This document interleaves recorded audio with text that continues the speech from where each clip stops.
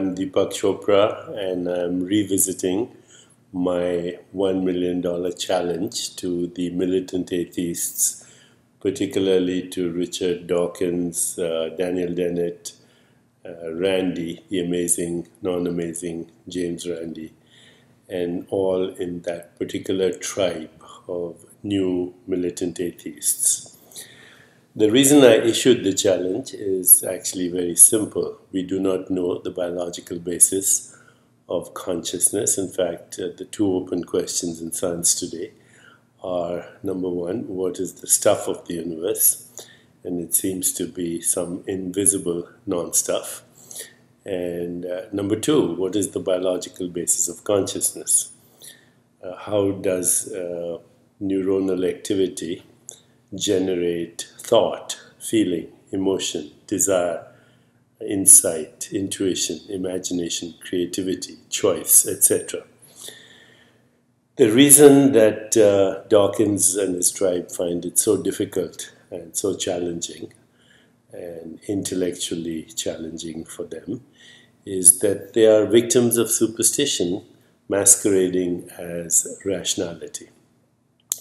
There are several reasons why this challenge is very difficult for materialists, because they have already assumed what is called a physicalist ontology, which means that they think that physical matter is the nature of reality, that fundamental reality is physical. Now we know that that's not true. Even Dawkins' favorite scientist idol, I would say, Lawrence Krauss, says that the universe comes from nothing. The question, of course, is what is the nature of nothing? Is it an empty void, or could it be the womb of creation? Is it possible that the whole universe, including your body and your mind and mine, is right this moment an activity of the total universe, which is emerging from a transcendent field of nothingness with mathematical precision? This is the basic question.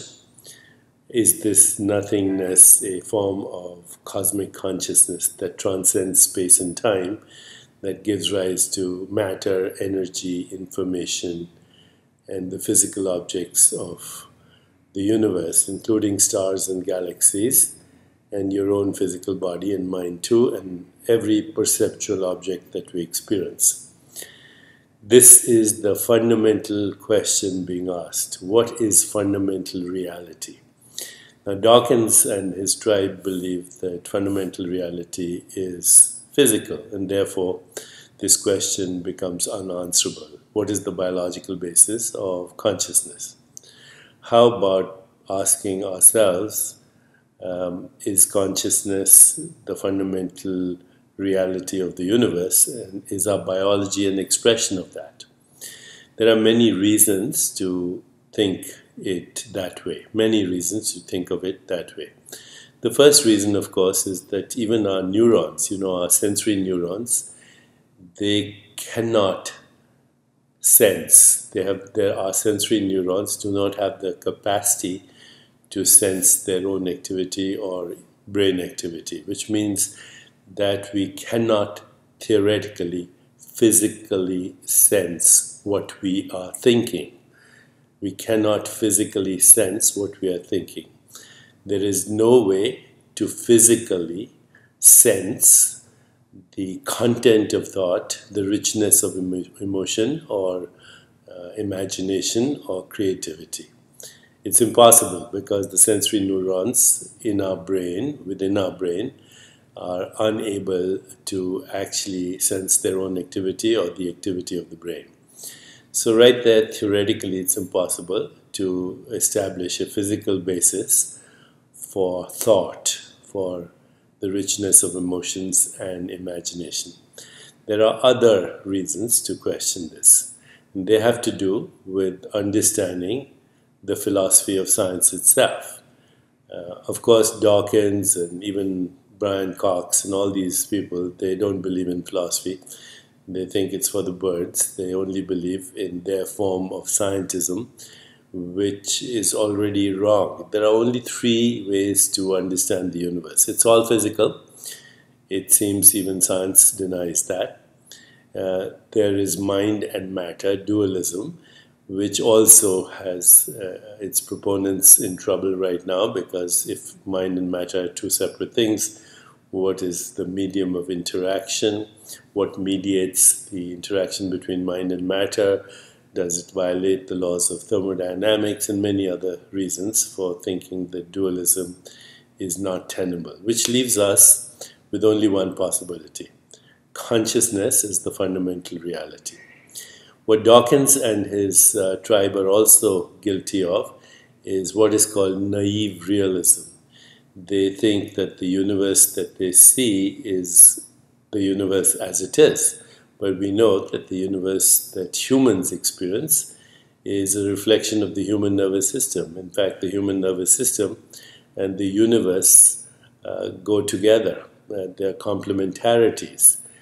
Other species experience different universes because they have a different perceptual apparatus.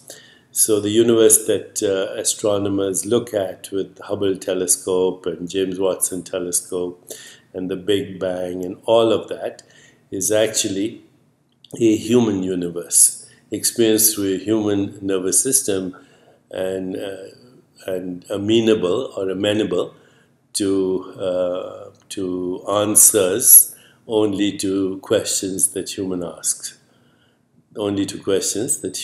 ask. So that's how experiments are done. We ask questions in consciousness, we then create theories in consciousness, and then we do design experiments in consciousness, then we make observations in consciousness. And all this while not realizing that he cannot get behind consciousness, which is what Max Planck said. Consciousness is the fundamental reality that differentiates into the activity of the universe, which at this moment is also including human beings with their brains that observe a physical universe. But we cannot get behind this consciousness. Even our brain is a perceptual object, is a perceptual experience in consciousness. Of course, in human consciousness, it appears different than it would necessarily not appear like that in any other species. So here is the problem with Dawkins and his tribe. They are superstitious. They have been bamboozled by the superstition of physicality, by the superstition of materialism. And it masquerades in them as rationality. In a sense, this is very dangerous because in their militant style, they're going around calling anyone who questions the physicalist ontology, they're calling them stupid, irrational, and not scientific, when in fact they have kept behind science themselves. Dawkins is proud to call himself an evolutionary biologist. He hasn't kept up with epigenetics, which suggests that actually experience influences gene expression, even for subsequent generations, and therefore may play a big role in evolution. Dawkins also uses evolution as an argument against God or fundamental reality, because he thinks that evolution explains everything. But as you and I know, evolution does not explain the origin of life or how plants became animals.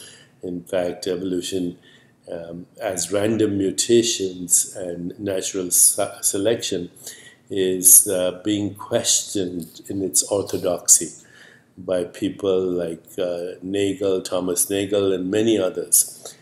Evolution, post-Darwinian evolution, needs revision right now. And we'll see how it evolves in the future, the understanding of evolution itself. Meanwhile, dear Dr. Dawkins, Randy, Daniel Dennett, and Brian Cox now added to the tribe, please consider doing philosophy also. Philosophy is a very important subject, including the philosophy of science.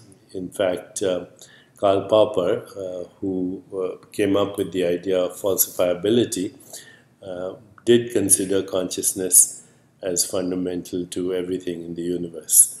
So not doing philosophy is not something to be proud of, because it basically reinforces the idea that physical reality is the only reality. It reinforces the idea of scientism. It also gets rid of free will. So we're all biological robots run by a mechanical universe which is machine-like and not mind-like. So that is it. I don't think you'll ever be able to accept or rationally prove your tenets that physical reality is the ultimate reality. And this is threatening to you because you have gone out there on a rampage against anybody who has faith or believes in an invisible reality. I would say faith is being certain from your own experience that the invisible is real, that what you cannot see is real, what you cannot see but makes seeing possible, what you cannot touch but makes the experience of touch possible, what you cannot hear, taste, or smell but without which there is no experience. And that fundamental reality is consciousness. And your consciousness is part of that. Even Richard Dawkins' consciousness is part of that. Go deep within your own self. Look at yourself. Ask yourself, who am I? Ask yourself, who's asking the question, who am I? Go deep into the nature of your own consciousness through self-awareness. Get to the ground of your existence and you'll find that it is the ground of all existence. The ground of your being is the ground of all being. The self of the individual is the self of the universe. And this self of the universe is transcendent. It permeates all of space-time. It gives rise to infinite energy, infinite information, and infinite organizing power. If we used spiritual terms, we would call it not only transcendent, but omnipresent, omnipotent, omniscient, all-knowing. Great traditions, wisdom traditions, have referred to this fundamental reality as God. So God is not a delusion. Dawkins is the delusion.